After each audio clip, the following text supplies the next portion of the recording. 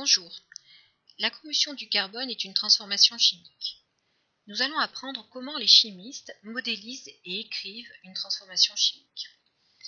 Pour cela, voici une modélisation de ce qui s'est passé dans le bocal.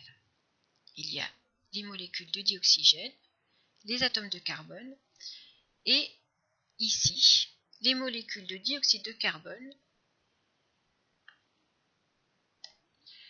Alors, voici un tableau que nous allons compléter en étudiant les réactifs, puis le produit de cette combustion. Première étape, nous allons écrire le bilan ou le résumé de la combustion. Carbone plus dioxygène donne dioxyde de carbone. Nous allons remplacer chaque molécule ici par son modèle moléculaire. Puis nous allons remplacer chaque nom de molécule par sa formule chimique. Nous obtenons l'équation de réaction qui se lit: un atome de carbone réagit avec une molécule de dioxygène pour donner une molécule de dioxyde de carbone.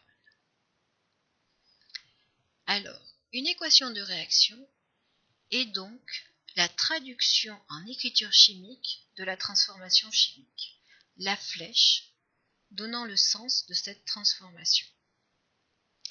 Faisons maintenant le bilan du nombre d'atomes. Au départ, nous avons un atome de carbone, ici. Au niveau des produits, il y a un atome de carbone. Observons maintenant les atomes d'oxygène. Nous en avons deux ici, deux ici. Il y a donc conservation du nombre et du type d'atomes entre le début et la fin de la transformation chimique. Les atomes se sont simplement réorganisés, réarrangés autrement au cours de la transformation chimique. La combustion du carbone dans le dioxygène s'écrit donc C plus O2 flèche CO2. C'est donc son équation de réaction.